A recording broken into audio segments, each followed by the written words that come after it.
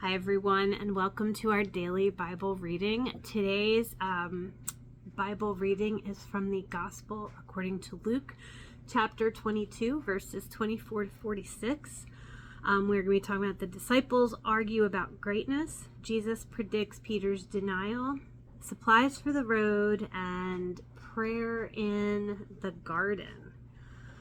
Before we begin, I'd like to say a prayer. I want everyone to ground themselves in Jesus and lay all of their cares and concerns at the foot of the cross. Jesus knows what we need. God knows what we need before we ask. And He knows what's in our hearts. Bring all of the people and the places and the situations that you're working through and praying for to the fore as we join together in saying the Lord's Prayer. Our Father who art in heaven, hallowed be thy name. Thy kingdom come, thy will be done, on earth as it is in heaven.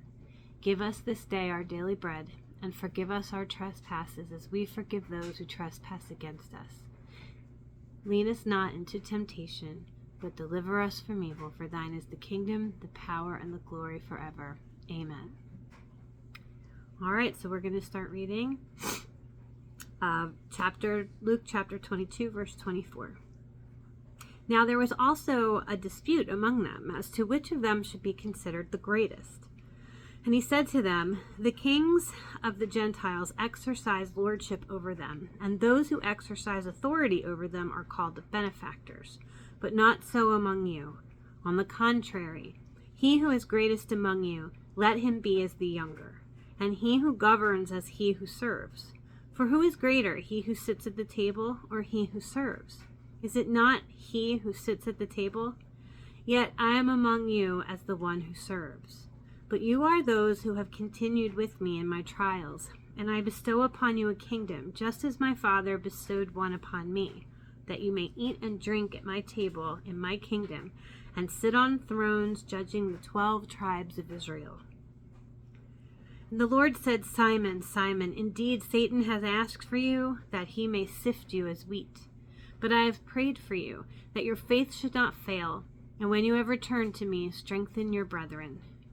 But he said to him, Lord, I am ready to go with you, both to prison and to death. Then he said, I tell you, Peter, the rooster shall not crow this day before you will deny 3 times that you know me. And he said to them, when I sent you without money bag, knapsack, and sandals, did you lack anything? So they said, nothing. Then he said to them, but now he who has a money bag, let him take it, and likewise a knapsack. And he who has no sword, let him sell his garment and buy one. For I say to you that this which is written must still be accomplished in me. And he was numbered with the transgressors. For the things concerning me have an end. So they said, Lord, look, here are 2 swords. And he said to them, it is enough. Coming out, he went to the Mount of Olives as he was accustomed, and his disciples also followed him. When he came to the place, he said to them, pray that you may not enter into temptation. And he was withdrawn from them about a stone's throw, and he knelt down and prayed, saying, Father, if it is your will, take this cup away from me. Nevertheless, not my will, but yours be done. Then an angel appeared to him from heaven, strengthening him. And being in agony, he prayed more earnestly. Then his sweat became like great drops of blood falling to the ground. When he rose up from prayer and had come to his disciples, he found them sleeping from sorrow. Then he said to them, why do you sleep?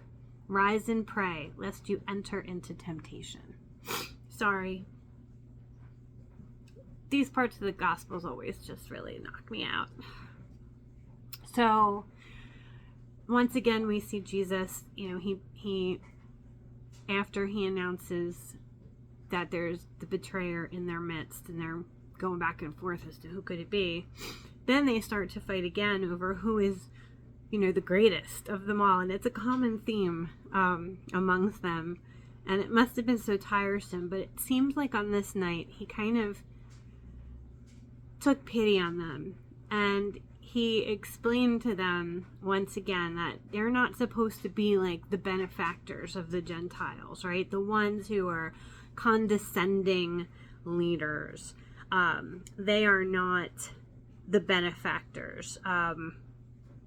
Basically, they would portray themselves as champions of their people, but it was very condescending.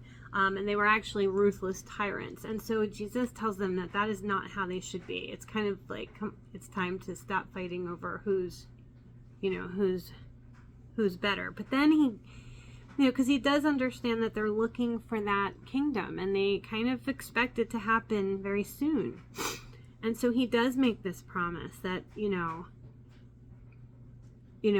as he's washing their feet, even though that's not addressed in this gospel, he talks about how I am among you as the one who serves. And so he's trying to explain this by, again, modeling this behavior, this servant's behavior.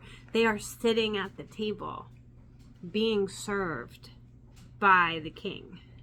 And that is the behavior they need to model. And then he promises them a seat at the table as a judge, as a ruler judge. And they're going to have thrones. And they're going to eat and drink with Jesus again. And that is the promise. It's just that it's not going to happen yet. It's going to happen in the future. And he also understands that they've already suffered a lot with him, and their suffering has just really kind of begun. And then he interrupts himself, it seems, and he refers to Peter as Simon again, because he knows that the spiritual warfare going on behind the scenes is happening, and that the devil really has it in for Peter, because Peter's the brash one. We all have our vices and virtues. Sometimes what's a virtue can become a vice, and for Peter, his passion and his excitement, his zeal for Jesus is also what tears him down, because it's like the flip side. He's courageous and brave, and then he's cowardly. And so it's not that the devil's going to sift him as wheat from the chaff, but he's going to sift him. He's going to jumble him all up. So he gets all confused and upset. But Jesus said that he's prayed for Peter, that your faith should not fail.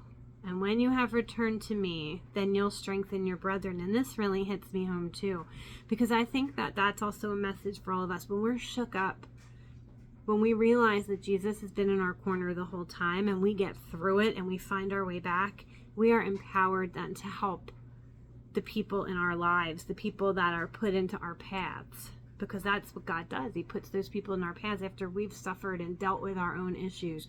We are then given the authority to help others navigate it. And the fact that Jesus is praying for us, interceding for us, so that the devil doesn't win, so we don't lose our faith, even if we fall off track. And then, when Peter protests, he tells them what's going to happen about being denied 3 times. Peter's going to deny him 3 times. And then he goes to the supplies. So back when he sent them off on their ministry details, basically, he told them not to pack anything, right? And that they would be welcomed. And if not, they could dust the feet off of the town. Dust the dirt off their feet of that town. And but in this case, now he's not going to be there. And it's not that they can't trust that God will provide. God does provide. But they have to be more careful. They have to really pray hard. They really have to lean into trusting God, but also taking care of business themselves. Because Jesus won't be there like he is now. And even then, that just kind of goes right over their head, and they're like, okay, but we have 2 swords. And he's like, okay, that's all good. We're enough of that. And then finally they go to the Mount of Olives, and we know that he takes the 3 to Gethsemane to pray. And his prayer is unlike anything that most of us will ever experience, because his anguish is like nothing that we've ever experienced. The question that I came up with, if Jesus, the sinless Son of God, was brought to the point of anguished, bloody prayer and needed angelic strengthening, how arrogant is it for us to think we can casually cruise through our own suffering without desperate prayer? And I think that's really important. Because here's the thing is, nothing I've experienced, all the pain and sorrows that I've suffered, whether through my own sinfulness and stupidity or because of someone else's, can never compare to what Jesus was suffering on that day and then in the next day to follow. And so what is comforting, though, for us, again, as he models that behavior, is he in his flesh, every part of his flesh is rebelling against what he knows is about to happen. And it's not like it's an inevitability. Jesus chooses this. Of course he asks in his flesh, because he's human as well. But he's divine. And as being divine, he makes the right choice. And he chooses us, the love for us. But his flesh is rebelling. It's kind of like how my body responds automatically, that fight or flight. And so I can't initially control that. So I have to ask for God to intervene. And then he does. So that I don't respond and make choices based on what is a physiological response to stress.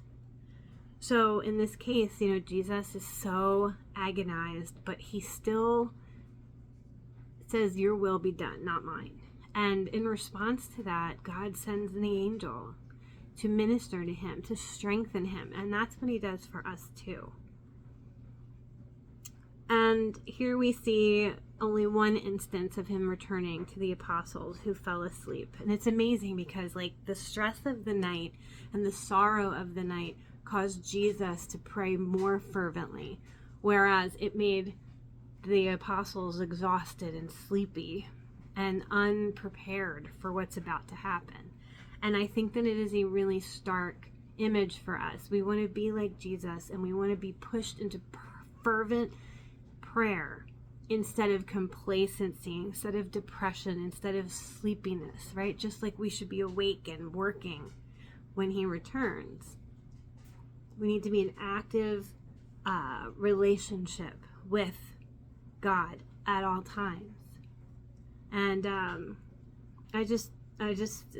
this whole part of the gospel is so devastating, but yet models so much important behavior for us as Christians to follow. And I just pray that we can do it. We have to have faith. And the only way we can do it is to have faith. It's kind of like the catch-22. But yeah, I hope you have enjoyed this reading. Again, this was the New King James Version, and that's what I like to read.